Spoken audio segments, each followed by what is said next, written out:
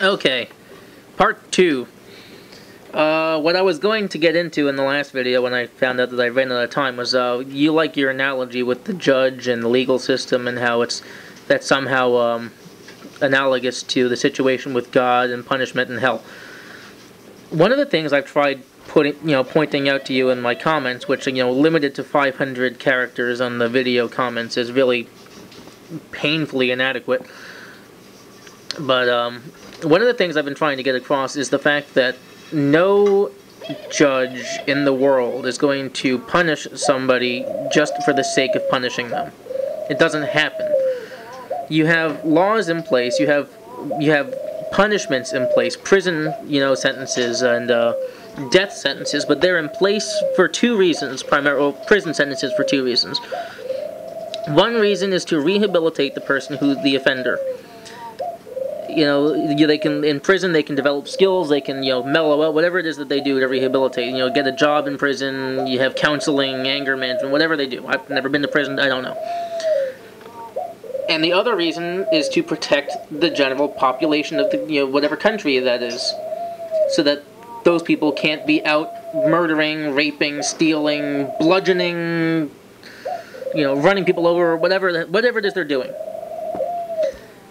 The problem, and capital punishment works very similarly in that, minus the rehabilitation part, it protects people from rape, rapists and murderers, primarily probably, and I don't think they execute anybody else, but it's done to protect the public. Now, where I have a problem with your analogy is that your God's judgment and justice, your God's sense of justice, is in no way analogous to that, because no one is being protected by sending souls to hell for eternity. There's no chance for rehabilitation, and the only thing that's being protected by sending people to hell for simply not believing in your God, which, is apparently a very serious crime, which I don't agree with at all. I mean, because no judge, again, is going to punish somebody for just thought crimes. But the problem is, your God punishes people, sends them to hell for eternity, to protect his own vanity and nothing more. All it is your God exercising his jealousy. There's no other sense of higher purpose in sending people to hell. It doesn't make sense. You'd think that for the all-powerful creator of the universe to be able to overcome a petty human emotion like jealousy. But apparently he's not that powerful. And the only thing, it seems, that keeps people, or that you would imagine keeps people in line, is this fear of punishment for eternity in hell.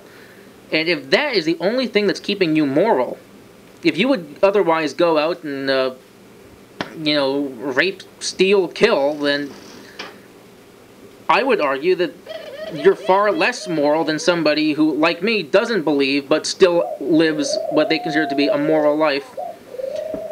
Which, to me, a moral life equates to, are you harming anybody else? No? Good. You are stuck, from what I can tell, in this situation with you and your God, where you have this parallel that I keep drawing of, somebody being in an abusive relationship. Which is that's exactly how I see it. You're afraid, your fear is keeping you in place, and yet you love the being that is holding this eternal fiery punishment over your head, because, apparently we're all born so terrible that we deserve to be burned in a fiery, pit for eternity, just for living. I mean, we're that horrible, and we should be thankful. We should worship and love this person who created that horrible place of burning and, sulfur and fire and gnashing of teeth and worms and all the other crap that you say is down there.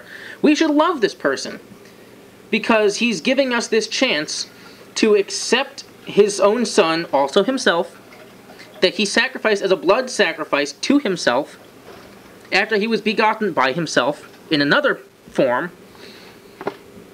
So we have to spend eternity, or I guess first we spend our lives, and then we spend eternity worshiping someone who raped their own mother spiritually and then sacrificed himself to save all of us from a place that he created and escape his own wrath.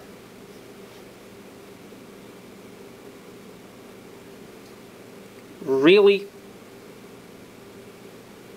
So, that's my response. That's why I don't believe in any of the stuff you've been saying. And now I'm interested in your take on my thoughts. So I would certainly welcome a reply, and I'll get back to you again. So, yep, it's been fun.